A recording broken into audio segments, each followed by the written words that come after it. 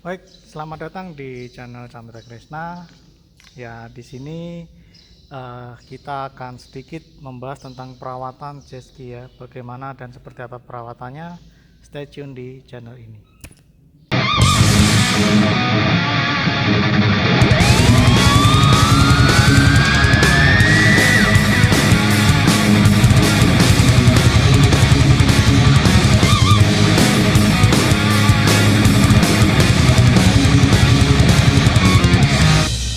Oke, di belakang sini ada 2 unit rescue watercraft ya, milik Basarnas. Nah, kalau kalian pengen tahu review sedikit pemakaiannya, bisa dilihat di video saya sebelumnya di sini.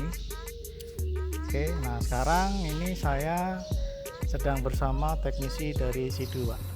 Dengan Pak siapa, Pak? Saya Toto, Pak. Oke, Dari Sidu di Indonesia, ya. dengan Pak Toto dari Sidu Indonesia. Jadi seluruh unit Sidu yang ada di Indonesia, servisnya tanggung jawabnya dari Bapak. Iya, betul, Pak. Oke, Ya, after ini sales kami, ya. after sales service-nya, otoritasnya dari Pak Toto dan timnya di sini. Nah, sedikit Pak tentang jet ski ini, Pak. Ini unitnya kan beda, Pak. Kira-kira seperti apa, Pak? Ini Sidu Search and Rescue atau Sidu SAR ini cuma ada satu. Jadi merek lain tidak mengeluarkan tipe ini. Ya, jadi produk lain tidak ada, Pak, yang seperti ini ya. Tidak yang ada. memang didesain dari pabrikan, diciptakan untuk SAR, Pak ya.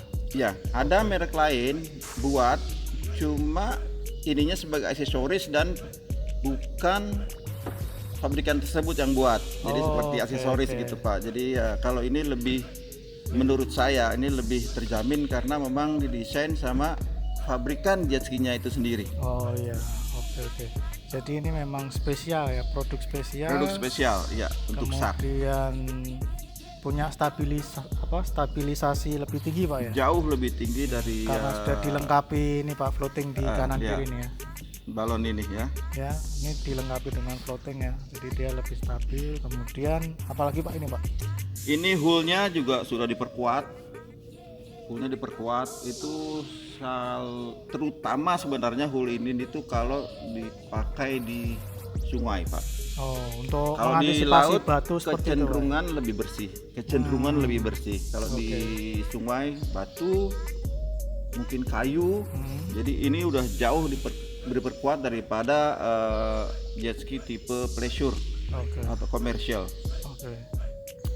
Jet pumpnya juga sudah stainless steel. Oke, Kalau Jepang tipe-tipe stainless steel. biasa itu umumnya dari Teflon. Jetnya ini udah stainless steel sehingga diharapkan menghindari kegagalan kerja. Karena Kegagalan material asing yang materialnya. masuk ke sistem ya. Iya, material asing seperti batu atau Sampah atau seperti itu ya sampah segala Iya. macam. Oke. Ya, itu sekilas. Kemudian untuk servisnya, Pak. Nah, ini servisnya kan tadi Bapak saya lihat bawa oli, bawa macam-macam. Nah, itu bisa dijelaskan, Pak. Oke. Aturan factory sebenarnya itu ganti oli itu 100 jam. Ganti oli 100 jam. 100 jam. Tapi kami selalu menyarankan itu 50 jam. Oke, 50 jam. 50 ganti jam oli. itu maksimal sudah ganti oli. Oke. Ini saya lihat tadi masih di bawah 50 jam, tapi ya sebaiknya ganti oli. Karena kalau menurut saya pribadi lebih baik lebih cepat ganti daripada terlambat ganti. Oke. Begitu. Jadi ini Di samping karena apa? Mungkin pemakaiannya yang tidak rutin juga, Pak ya, karena betul.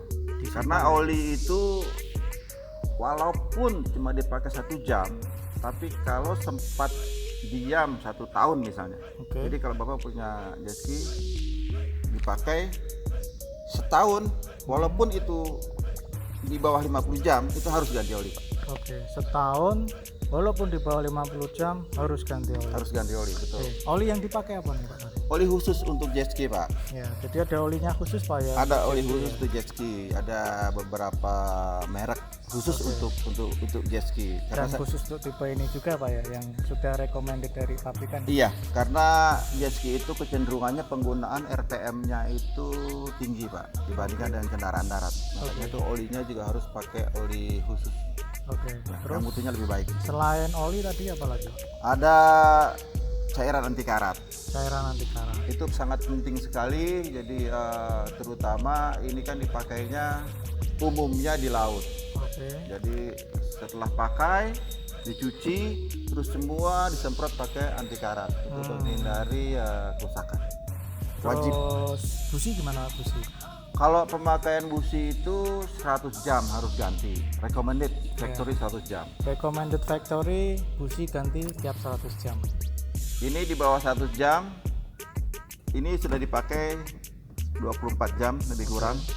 Itu busi kita ganti karena untuk menjamin bahwa operasional itu Selalu fit ya. selalu fit, iya. Selalu fit dalam kondisi prima, karena kita kan tidak tahu ya, musibah sewaktu-waktu bisa terjadi kapan saja, dan mungkin kita yang di sini dibutuhkan untuk membantu di musibah perairan. Ini kendaraan harus selalu fit. Harus fit. Oke. Terus untuk tadi pengecekan menggunakan komputer itu laptop apa ya? Dicek apanya tuh?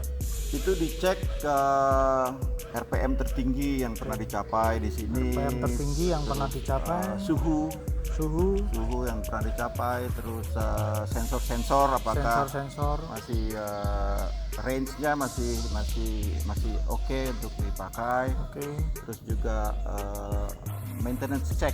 Jadi misalnya terakhir di periksa itu pada jam pemakaian berapa. Jadi supaya untuk mengetahui tidak melebihi dari ketentuannya.